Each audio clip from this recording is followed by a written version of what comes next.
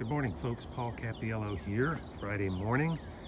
Doing a little video in the front yard. Some of you have seen some of these videos. I've been tearing apart my front yard because we lost a huge red maple last year. Turned our whole shade garden into a sun garden and scorched a lot of plants. So this is sort of a progress update on where we've been going. I've been tearing things out, creating a nice little central turf oval.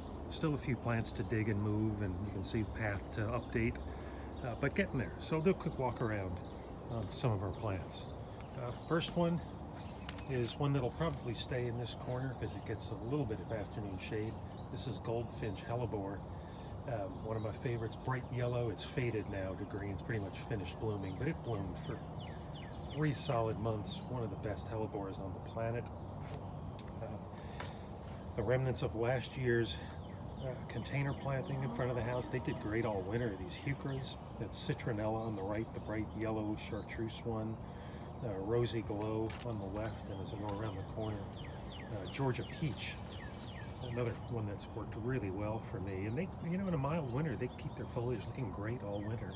But they're going to come out and get planted in the yard somewhere, and we'll do something else. This part is the part that needs the most work. The potting mix bags are here because I'm going to put in some annuals, and when I don't have enough of my own compost, oftentimes what I do is I'll just pick up an inexpensive bag of organic potting mix with fertilizer mixed in.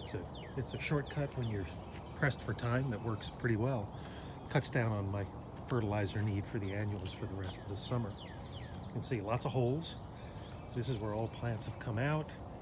One that's still to come out is the Himalayan Sweet Box, Sarcococa Hookeriana humilis. This is just an awesome little plant. Evergreen, tiny little green flowers, real fragrant when they bloom. They're just about finished blooming now, but you can't even say the word sun to it or it gets cranky. It's got to be in full shade. And then probably the best heuchera on the planet as far as longevity in Kentucky. This is Green Spice. It's probably been here for 12 years, and I think just because it's been here so long, I'm just going to let it stay and work around it.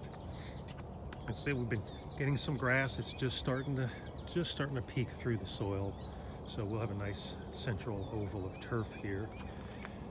Still using a few more heucheras. I've got a new tree put in where the maple came down, so it'll give a little shade to these citronella heucheras. The azaleas behind the tree right here are Robin Hill. It's a small leafed azalea that works really well. Blooms mid to late May.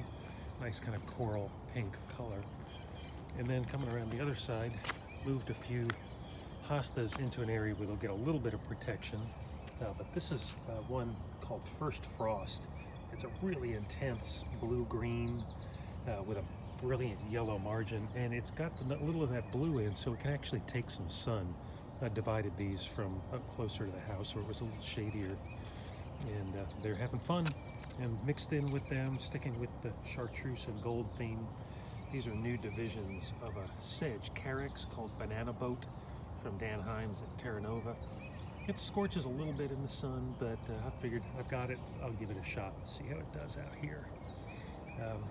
And still working my way around to the other side. That'll be next. Sorry about the shadow in the background. More heucheras and hellebores in the background with some columbines that should be blooming in the next few days or week or so. And then out front, one of my favorite deciduous shrubs. This is Spirea Faberge ogon. It's the earliest blooming of the spireas, bright chartreusey yellow foliage all through the summer, and it's tough as nails. You can drive trucks over this thing, and it comes back and grows. So I cut it to the ground about every other year to keep it from getting too big, but it's just finishing its bloom now.